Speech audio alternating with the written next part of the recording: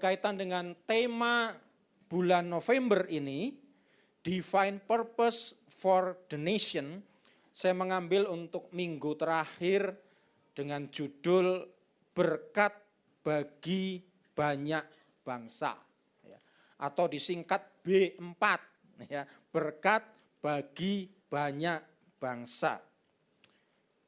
Kita akan melihat lebih dulu firman Tuhan yang mendasari firman Tuhan, penyampaian firman Tuhan pada pagi hari ini. Dari Kejadian 17 ayat 1 sampai yang kelima. Kejadian pasal 17 ayat 1 sampai yang kelima. Demikian bunyi firman Tuhan, ketika Abram berumur 99 tahun, maka Tuhan menampakkan diri kepada Abram dan berfirman kepadanya, Akulah Allah yang Maha Kuasa, hiduplah di hadapanku dengan tidak bercela. Aku akan mengadakan perjanjian antara aku dan engkau, dan aku akan membuat engkau sangat banyak. Lalu sujudlah Abram dan Allah berfirman kepadanya, dari pihakku inilah perjanjianku dengan engkau. Engkau akan menjadi bapa sejumlah besar bangsa. Karena itu namamu bukan lagi Abram, melainkan Abraham. Karena engkau telah kutetapkan menjadi bapa sejumlah besar bangsa. Oke, berikutnya. Bapak, Ibu, dan saudara sekalian yang Tuhan Yesus kasihi, apakah kita menyadari bahwa sebenarnya terbatasnya kita itu? Memang manusia diciptakan oleh Tuhan sebagai mahkota ciptaan. Mahkota enggak pernah ditaruh di kaki, ya. Mahkota pasti di kepala kita. Jadi mau dinyatakan melalui Mazmur 8 itu, Tuhan mau nyatakan bahwa kita itu diciptakan paling tinggi di antara semua ciptaan Tuhan yang lain. Bahkan sampai diungkapkan dengan kata-kata lain juga, firman Tuhan berkata, engkau kuciptakan menjadi serupa, segambar dengan Allah sendiri. Jadi suatu pernyataan yang menunjukkan betapa mulianya saudara dan saya diciptakan menurut gambar dan rupa Allah. Bukan rupa monyet seperti di dalam teori evolusi Darwin gitu ya. Tapi kita ciptakan menurut gambar dan rupa Allah sendiri. Sesuatu yang luar biasa, saudara. Namun di sisi lain juga kita dibuat dari tanah. Maka di situ muncul kata Adam, dari kata Adama, tanah liat. Sehingga di balik ungkapan kita diciptakan sebagai makhluk yang tertinggi, namun juga kita adalah tanah liat. Jadi betapapun mulianya kita cuma ciptaan saja yang tetap mengalami keterbatasan-keterbatasan. Dan keterbatasan itu bisa terlihat ketika kita dihadapkan pada masalah-masalah. Ada yang memang masalah-masalah bisa kita hadapi dengan baik, kita bisa atasi, kita bisa menemukan solusinya. Tapi juga ada masalah-masalah yang akhirnya membuat kita jadi tidak bisa berbuat apa-apa lagi. Apa yang harus aku lakukan? Aku enggak berdaya, aku enggak mampu, aku enggak bisa berbuat apa-apa lagi. Rasanya sudah dihadapkan pada jalan buntu. Aku enggak tahu lagi apa yang harus aku pikirkan, apa solusinya dan sebagainya. Nah, Bapak, Ibu, dan saudara sekalian, di sini kita disadarkan tadi ya, bahwa betapa terbatasnya kita. Hal yang sama juga kita baca tadi dari Kejadian 17 ayat 1. Apa yang terjadi pada Abram dan Sarai waktu itu. Tampaknya mereka juga mustahil untuk memiliki seorang putra di usia senja mereka. Tadi ayat 1 dikatakan pada waktu ketika Abram berusia 99 tahun. Nyaris 100 tahun. Sementara istrinya Sarai itu berumur 89 tahun. Memang selisih mereka 10 tahun. Dan mereka nampaknya mustahil untuk memiliki keturunan seorang putra di usia yang senja seperti itu. Mereka dihadapkan pada keterbatasan baik pada diri Abraham yang sudah tua maupun Sarai yang sudah menopause, boleh dikata begitu. sudah mati haid sehingga situasi mereka dihadapkan apa mungkin, apa bisa terjadi. Ya, jadi dalam keadaan seperti itu mereka sekarang dihadapkan pada keterbatasan mereka, keterbatasan usia, keterbatasan kemampuan mereka. Bapak, Ibu, dan saudara sekalian, ayat ini memberitahukan juga kepada kita, apapun profesi kita, apapun kedudukan kita, apapun status kita, kita tetap adalah makhluk ciptaan Tuhan yang penuh dengan keterbatasan. Nah, kalau kita berhenti sampai pada kata keterbatasan, memang akhirnya bisa membuat kita berada di ambang keputusasaan. Ya, kita akan berkata, aduh, terus bagaimana ya dengan keterbatasan yang aku sadari, baik berkaitan dengan kemampuan, berkaitan dengan usia kita, berkaitan dengan kesempatan yang ada, dan juga segala hal yang berkaitan dengan hidup kita dihadapkan terus keterbatasan. Kita jadi frustasi dong kalau begitu. Ya. Namun ternyata kita melihat sesuatu yang menarik, yang luar biasa, bahwa Tuhan tidak membiarkan situasi yang dihadapi oleh Abram dan Sarah itu terus berlanjut. Maka tadi di ayat yang pertama, Tuhan menampakkan diri kepada Abram dan berkata, akulah Allah yang maha kuasa. Jadi di tengah-tengah keterbatasan, di tengah-tengah situasi kita yang rasanya enggak mungkin untuk berbuat sesuatu lagi, Allah menyatakan dirinya, aku adalah Allah yang maha kuasa, aku adalah Allah yang maha besar, yang masuk dan bersedia hadir di dalam kehidupan umatnya, termasuk kepada saudara dan saya pada pagi hari ini. Akulah Allah yang maha besar. Itu menunjuk di dalam bahasa Ibraninya, bisa klik. Oke, terus. Nah ini saudara ya, tulisan Ibrani. Kalau Pak Yohanes Hanakata sudah lulus ini bahasa Ibraninya. El Shaddai. Ada dua kata, El dengan Shaddai. Tulisan Ibraninya di atas, tulisan Latinnya itu di situ. Kita belajar sedikit bahasa Ibrani karena saya dosen bahasa Ibrani di STT Kingdom ya. Bukan mau gaya-gayaan, tapi di sini kita mendapat sebuah pencerahan kebenaran firman Tuhan yang akan membuat saudara dan saya bisa berpegang pada janji Tuhan dan menikmati hidup di dalam pimpinannya, penyertaannya, sehingga kita bisa menembus segala keterbatasan kita. Dan ujung-ujungnya kita menjadi berkat bagi banyak bangsa. El itu menunjuk kepada kekuatan Allah yang maha besar. Gitu ya. Kalau di konteks Israel, El itu menunjuk kepada Allah yang tertinggi, yang mengatasi segala ilah-ilah lain yang disembah oleh suku-suku di luar Israel sana. Menunjuk kekuatan Allah yang maha besar. Sementara Shaddai itu sendiri sebenarnya punya dua arti. Arti yang pertama kalau diambil dari bahasa Aram itu artinya payudara gitu ya. Sementara kalau dari bahasa Ibrani yang memang punya hubungan yang dekat itu diterjemahkan dengan arti kata gunung. Nah, berkaitan dengan payudara, kita melihat seorang anak yang baru dilahirkan usia balita, maka ASI itu memegang peranan yang penting. Ya kan? Dan ASI itu bisa tersedia dari ibunya kapanpun balita itu membutuhkan. Tidak perlu ada jam kantor gitu ya. Oh anakku, kalau kamu mau ASI mamahmu, jam kantor buka jam 8 sampai jam 12. Setelah itu mama istirahat jam 12 sampai jam 1. Tidak ada. Kapan saja, anytime, anywhere, di mana saja ASI itu dibutuhkan. Balita itu tinggal, kalau belum bisa bersuara, dia hanya tinggal gitu ya, menangis, ibunya langsung tahu ini butuh ASI. Siap sedia setiap saat.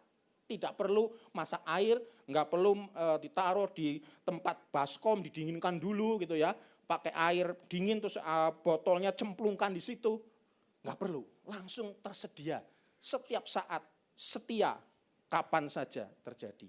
Nah, dengan menggabungkan pemahaman ini, berarti Shaddai itu menunjuk kepada gudang kelimpahan Allah yang selalu tersedia dan tidak pernah habis. Tuhan tidak pernah kehabisan stok berkat-berkatnya. Jadi ketika digabungkan El Shaddai, ini mau menunjuk kepada kekuatan Allah yang maha besar, yang luar biasa, yang memberikan gudang kelimpahannya yang selalu tersedia dan tidak pernah habis untuk anak-anaknya. Nah saudara-saudara, Allah yang seperti inilah yang kemudian datang kepada Abraham dan berkata, aku mau hidup, aku mau tinggal di tengah-tengah kamu. Hal yang sama yang Tuhan Yesus juga kerjakan di dalam hidup kita, saudara. Tuhan Yesus juga mau hadir di tengah-tengah kita. Dialah adalah El Shaddai, di mana di dalam Dia kita melihat ketidakterbatasan akan kuasanya yang selalu tersedia. Kuasanya, kasihnya, berkatnya, gudang kelimpahannya yang tersedia. Sehingga Tuhan Yesus pernah berkata, Markus 9 ayat 23. Ya. Klik lagi sekali. Nah, saudara. Jawab Yesus di sini, katamu jika engkau dapat, tidak ada yang mustahil bagi orang yang percaya. Tulisannya enggak salah ini ya, tidak berkata begini. Tidak ada yang mustahil bagi pendeta besar. Enggak, ayatnya enggak berkata gitu. Tidak ada yang mustahil bagi hamba Tuhan yang populer. Enggak, saudara. Tapi dikatakan tidak ada yang mustahil bagi orang yang percaya. Ketika kita percaya kepada Tuhan Yesus hadir dan dia memanifestasikan dirinya dengan kuasa yang tidak terbatas, dengan gudang kelimpahannya yang tidak pernah habis, sehingga dia bisa membawa saudara dan saya melampaui segala keterbatasan kita mencapai tujuan yang Tuhan tetapkan bagi kita masing-masing. Nah Bapak Ibu dan Saudara sekalian, bagaimana sekarang? Berikutnya, bagaimana kita dapat menikmati kehadiran Allah yang maha kuasa itu di dalam kehidupan kita, sehingga akhirnya kita menjadi berkat bagi banyak bangsa. Maka kita lihat kembali ayat 1. Ya. Ketika Abram berumur 99 tahun, maka Tuhan menampakkan diri kepada Abram dan berfirman kepadanya, akulah Allah yang maha kuasa, hiduplah di hadapanku dengan tidak bercela. Kata tidak bercela itu ditulis dalam bahasa Ibrani cuma satu kata saja, yaitu tamim. Klik berikutnya. Tamim itu artinya seperti ini, banyak sekali artinya ya. Tanpa cacat, sempurna, lurus, tanpa noda, sepenuh hati, tulus, sungguh-sungguh, tak bersalah, atau memiliki integritas. Artinya banyak. Oleh karena itu sekarang saya akan masukkan ini, arti ini dalam konteks Kejadian 17 yang kita jadikan pokok bahasan pada pagi hari ini. Apa yang dimasukkan dengan tamim dalam konteks Kejadian 17 ini? Ada 3 arti, saudara. Yang pertama, tidak berdusta, berkata benar, jujur, integritas di dalam perkataan kita. Itu sejarahnya di dalam Kejadian 12 ayat 10 sampai 20. Ketika keluarga Abraham mengalami masa kelaparan yang hebat, mereka akhirnya berniat untuk mengungsi ke Mesir. Nah, ketika mereka dalam perjalanan, Abraham mulai berpikir, Sarah ini istriku yang cantik, akan jadi masalah kalau ketemu dengan orang-orang yang jatuh cinta pada Sarah, padahal Sarah sudah punya suami, maka yang terjadi adalah suaminya biasanya dibunuh. Karena situasi saat itu belum ada keamanan seperti zaman sekarang. Ya, jadi sangat riskan. Makanya terus Abram berkata, Dinda Sarah, do you love me? Sungguh-sungguh. Mulai berkata begitu. Oh ya, yes, I love you very much, my husband. Gitu ya.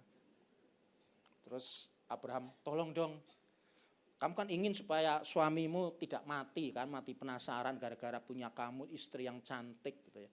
Katakan nanti sama semua orang bahwa engkau adalah adikku. Saudara, akhirnya karena demi cintanya pada kakanda Abram tadi, Sarah nurut.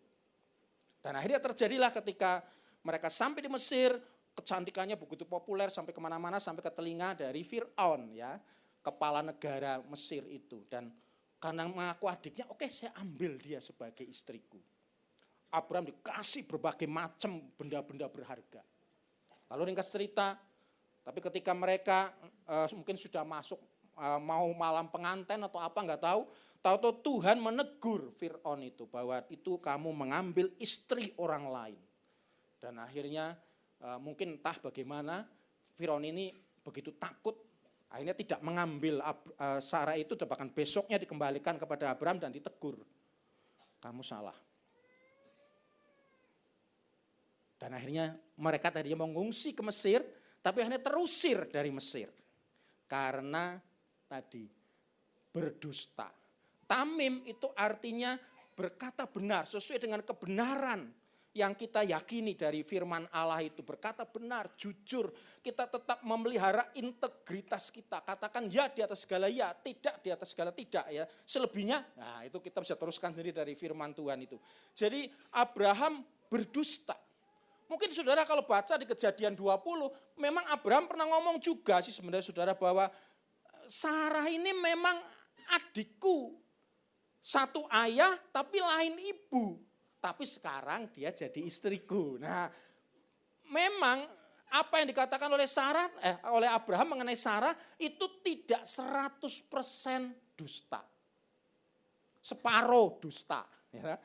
Karena ketika ngomong dia adikku benar, tapi baru separuh. Yang separuhnya lagi adalah seharusnya sekarang dia jadi istriku seperti yang dia katakan di Kejadian 20 nanti kalau saudara baca di sana.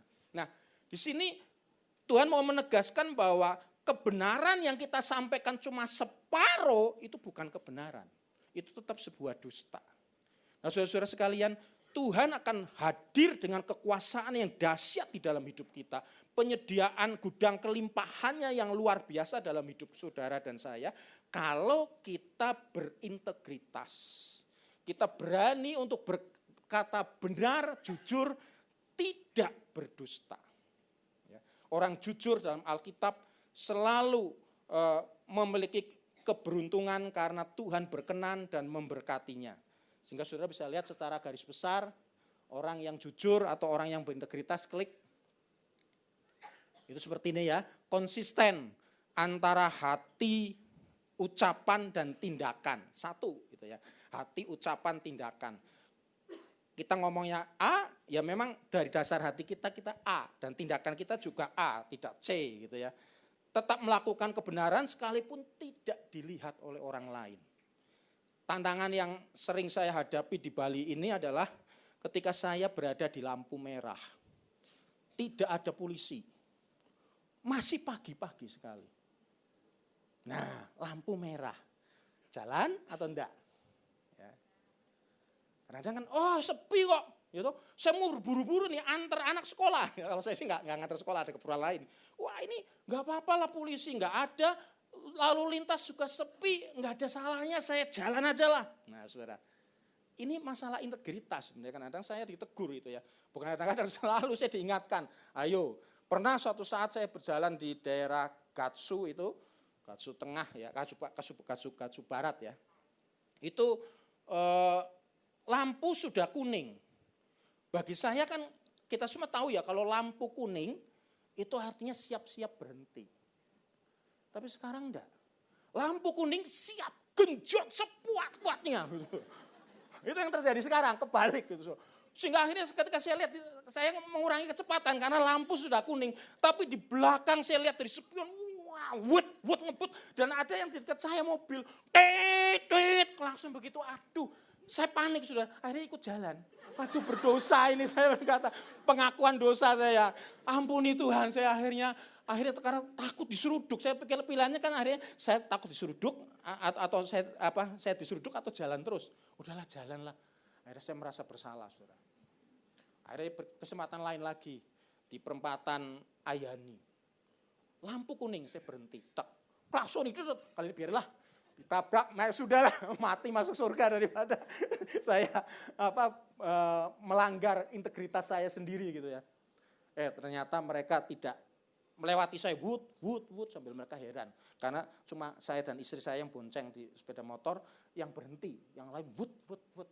Karena mereka pikir masih kuning, kenapa mesti harus berhenti? Itu saatnya mereka ngebut dengan kecepatan sepenuhnya. Nah, jadi integritas itu melakukan kebenaran sekalipun tidak dilihat oleh orang. Jadi justru integritas kita yang sungguhnya adalah diuji ketika orang lain nggak ada yang lihat, saudara. Apakah kita masih tetap berdiri teguh sekalipun harus berkorban, ya. Punya standar moral yang kuat, tidak kompromi, menjadi teladan di dalam keluarga. Kalau kita sering kali berdusta, anak-anak nanti menjadi ahli bohong juga. Saudara. Belajar dari papi maminya.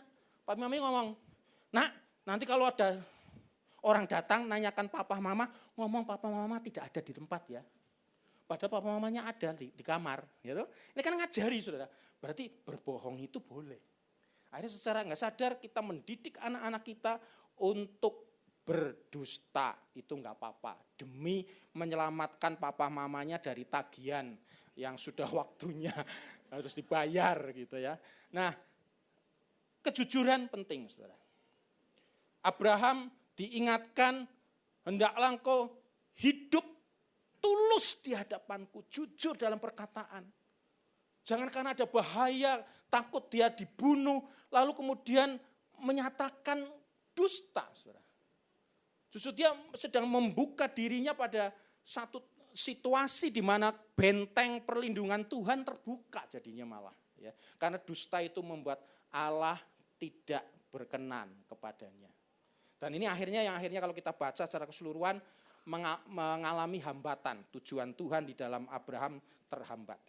Yang kedua, tamim itu artinya juga tidak meragukan janji Tuhan. Itu berkaitan dengan Kejadian 15 ayat 1-6.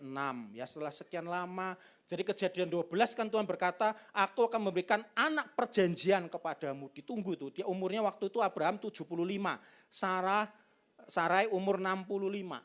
Mereka tunggu, tapi setelah belasan tahun sampai di Kejadian 15 ini, kok belum datang juga satu anak pun. Mereka mulai galau, saudara. Akhirnya Abraham berkata, apa Eliezer, hambaku yang kupercaya ini akan menjadi ahli warisku. Tapi Tuhan kemudian berkata di Kejadian 15 ini, ayat 4, oke, klik. Tetapi datanglah firman Tuhan kepadanya demikian, orang ini tidak akan menjadi ahli warismu, melainkan anak kandungmu, dialah yang akan menjadi ahli warismu. Ayat yang kelima, lalu Tuhan membawa Abraham keluar serta berfirman, coba lihat ke langit, hitunglah bintang-bintang, jika engkau dapat menghitungnya, maka firman-Nya kepadanya, demikianlah banyaknya nanti keturunanmu. Tuhan akhirnya mengarahkan pandangan daripada Abraham untuk bukan melihat pada dirinya yang terbatas, dirinya yang rasanya nggak mungkin punya keturunan, atau melihat kepada hamba yang ada di sekitarnya, tetapi dia suruh melihat ke atas, ke bintang-bintang ciptaan Tuhan. Dan Tuhan berkata, kamu kalau bisa menghitung bintang-bintang itu, begitu juga banyaknya keturunanmu. Siapa yang bisa menghitung bintang, saudara? Dan akhirnya kita melihat Tuhan mengarahkan Abraham from problem to promise.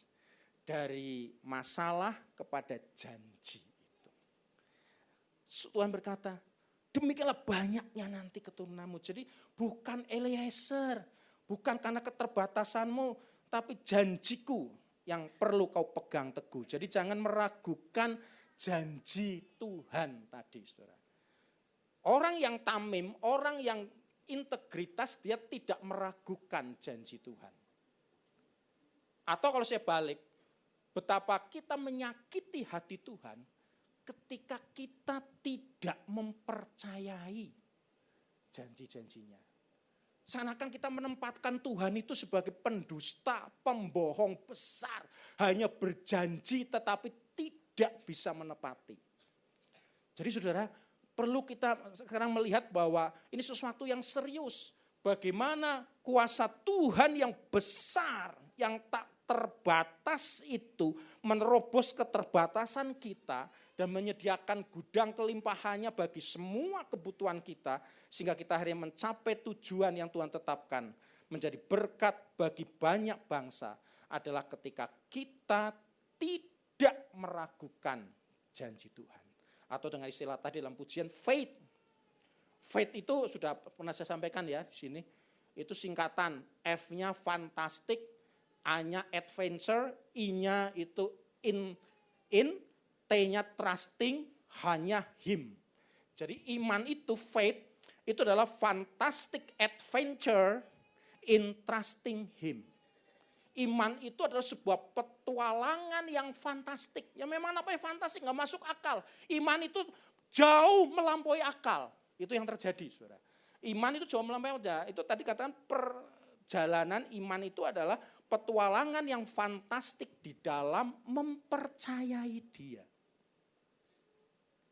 Jadi yakinilah janji-janji Tuhan dalam Alkitab. Janji Tuhan ada berapa? Banyak.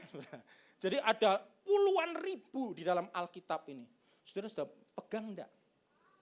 Atau saudara berkata, kan zaman Alkitab, zaman kita mana, zaman now, enggak berlaku itu gitu ya. Atau kita tetap meyakini bahwa janji Allah ya dan amin. Kalau Allah berfirman, maka Allah sendiri akan melaksanakan firman itu. Sehingga tidak ada yang mustahil bagi orang yang percaya. Perkatakan iman itu. Ya keyakinan atau ketidakraguan kita pada janji Tuhan, kita memperkatakan firman itu. Beberapa waktu yang lalu, cuma saya nggak sempat banyak waktu ya. Anak kami melahirkan prematur, panjangnya cuma 44 cm, lalu beratnya 1,73. Kecil sekali, saudara. Rasanya saya sebagai kakeknya lihat dia ditaruh di inkubator. Enggak tegal, saudara. Saya nangis terus terang. Aduh, kenapa cucuku seperti ini gitu ya. Tapi ada sesuatu yang membuat saya bangkit bahwa janji Tuhan itu ya dan amin. Saya perkatakan ketika lahir begitu saya langsung kasih tahu sama Chandra menantu kami. Chandra kasih nama dia Hizkia. Karena Hizkia itu artinya adalah Tuhan adalah kekuatanku. Dan itu biar menjadi sebuah kesaksian di dalam diri anak ini bahwa Tuhan Yesus sudah menjadi kekuatan bagi dia untuk melampaui semua proses itu. Hari demi hari saudara, semakin turun. Padahal ASI mulai keluar, mamanya sudah ngasihkan ASI ya putri kami, tetap turun sampai 1,4 berapa? 25 ya apa berapa. Kok tambah turun, semua orang khawatir saudara. Tapi setiap kali saya datang beberapa hari yang lalu, saya katakan janji Tuhan, engkau kuat. Tuhan adalah kekuatanmu, saya kasih namanya panjang, jadi saya sebut aja Gio gitu ya. Gio, Tuhan memberikan kekuatan pada kamu. Kamu kuat, kamu bisa melampaui semuanya itu. Dan kemarin siang sudah dapat berita, sekarang boleh langsung menerima ASI dari mamahnya. Tadinya hanya melalui pipet, melalui selang gitu ya. Sekarang sudah mulai boleh. Naik sedikit, 1,450 gitu ya. Tapi kami tetap perkatakan, kami yakin janji Tuhan bahwa ini nanti akan tumbuh menjadi kuat, tangguh, menjadi alat kemuliaan di tangan Tuhan. Dan itu janji Tuhan. Saya harus mengajar kepada istri dan juga kepada anak menantu dan juga termasuk kepada cucu kami yang baru lahir itu, kamu kuat, kamu bisa. Bukan karena kekuatanmu, tapi kekuatan Tuhan yang ada di dalam dirimu. Nah, yang kedua ini tadi saudara, jangan meragukan janji Tuhan. Lalu yang ketiga adalah di ayat pasal 16 ayat 1-3, tidak menempuh jalan pintas, no shortcut, yaitu tamim saudara. Jadi tidak ada kita jalan pintas. Itu yang paling enak, enggak bisa saudara. Jalan pintas itu bukan sesuatu yang Tuhan kehendaki. Abraham dan Sarah, mereka namanya dulu Abraham ya, Abraham dan Sarai mereka berniat untuk mengambil jalan pintas. Kita perlu menolong Tuhan. Kita sudah 20 tahun lebih nggak punya anak nyatanya. Mungkin ini Hagar, pembantu kita kan masih muda, masih punya potensi untuk punya anak, ambil aja jadi istrimu gitu ya. Nanti kalau punya anak, anaknya kita ambil, kita jadikan anak bagi kita sendiri, anak perjanjian. Mereka mau ngambil jalan pintas. Mereka berpikir mau menolong Tuhan, mempercepat jawaban Tuhan dalam hidup mereka. Tapi Tuhan tidak berkenan. Kita lihat sendiri bukan, dari peristiwa itu lahirlah Ismail. Dan sampai sekarang Ismail dan keturunannya, lalu Ishak dengan keturunannya selalu bermusuhan. Itu karena tindakan yang sempat keliru yang dilakukan oleh Abram dan Sarai tadi. Mengambil Hagar sebagai istri berikutnya dari Abram itu. Nah saudara-saudara sekalian, kita belajar dari sini. Bahwa perkenan Tuhan untuk hadir dalam hidup saudara, Allah yang El Shaddai itu, kalau kita hidup tamim di hadapan Dia. Kalau kita lakukan itu 3 hal tadi, maka janji Tuhan, tujuan hidup kita yang Tuhan tetapkan itu akan menjadi berkat bagi banyak bangsa, itu akan terwujud. Kita lihat gambar berikutnya ini, Abram akhirnya Abram menjadi Abraham ya. Di Kejadian 17 ayat 5, karena itu namamu bukan lagi Abram, melainkan Abraham, karena engkau telah kutetapkan, sudah Tuhan tentukan ya, menjadi bapa sejumlah besar bangsa.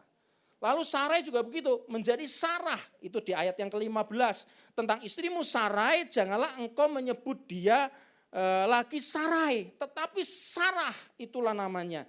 Nah dalam bahasa Ibrani saudara lihat klik, ya, Abram menjadi Abraham itu hanya tinggal ditambahi huruf H. Ya. Artinya tadinya waktu Abram exalted father, tapi begitu Abraham menjadi father of nation. Sementara kemudian di sini Sarai tadinya princess, tapi begitu Sarah mother of nation.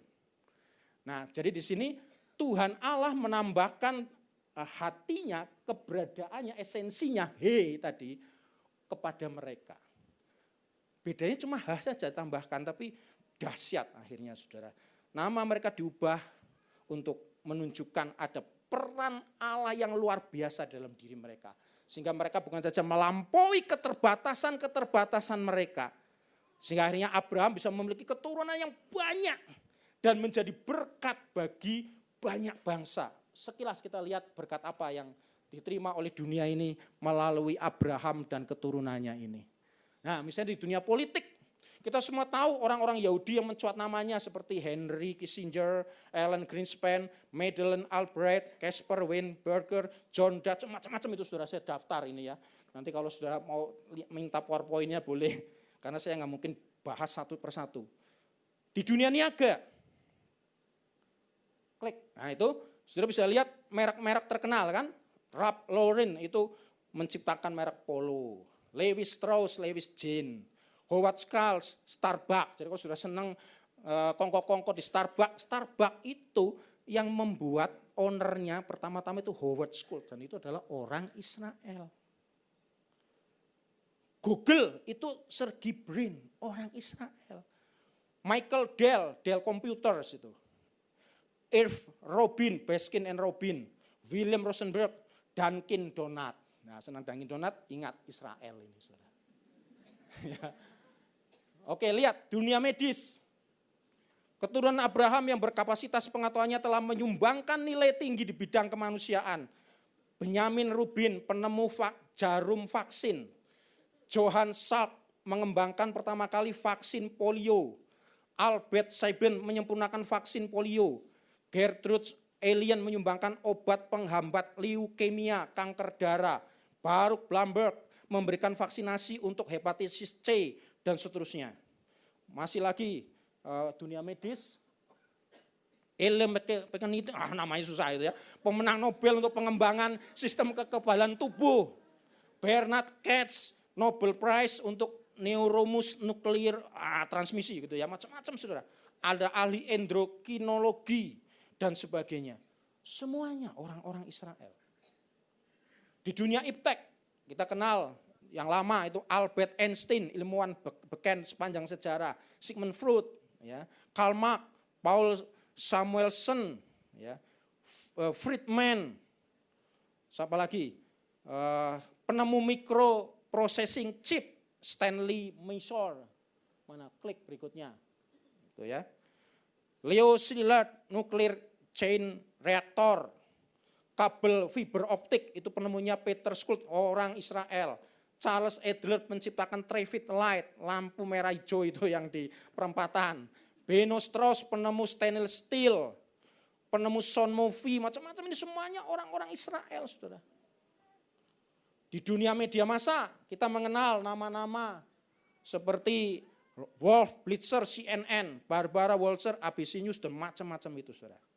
Dan yang terkenal Mark Zuckerberg, pendiri Facebook. Jadi kalau saudara senang Facebook kan, pendirinya adalah Mark Zuckerberg. Ini orang Israel asli. Di dunia hiburan, klik dunia hiburan. Nah, kita kenal nama-nama Harrison Ford, Tony Curtis, Charles Bronson, Sandra Bullock, Woody Allen, Paul Newman, dan sebagainya itu adalah para selebritis orang-orang Israel. Produser dan direktur yang sukses di Hollywood antara lain ada Steven Spielberg, Mel Brooks, Oliver Stone, Aaron Spelling, Neil Simon, dan sebagainya. Jadi kalau saudara lihat seperti ini, maka tidak ada satu bidang kehidupan manusia di dunia ini yang bisa terlepas dari Israel. Menjadi berkat bagi banyak bangsa. Klik berikutnya, memang inilah yang menjadi moto mereka. Sebagai bangsa pilihan Tuhan, mereka akan merasa malu jika tidak mampu menghasilkan karya besar bagi dunia. Mereka memang ingin jadi berkat bagi dunia. Nah, saudara-saudara sekalian, saudara dan saya adalah juga ahli waris Abraham. Amin? Ada amin? Oke, kita lihat, klik berikutnya. Di Galatia 3 ayat yang ke-29, jikalau kamu adalah milik Kristus, maka kamu juga adalah keturunan Abraham dan berhak menerima janji Allah yang Allah nyatakan kepada Abraham, menjadi berkat bagi bangsa-bangsa. Galatia 3 ayat 14, berikutnya, klik. Yesus Kristus telah membuat ini supaya di dalam Dia, di dalam Yesus Kristus, berkat Abraham sampai kepada bangsa-bangsa lain. Sehingga oleh iman kita menerima roh yang telah dijanjikan itu. Saudara dan saya bisa blessed to be a blessing. Diberkati untuk menjadi berkat. Oke, penutup. Dengan kuasa Kristus, kita atasi keterbatasan kita untuk menjadi berkat bagi banyak bangsa. Amin.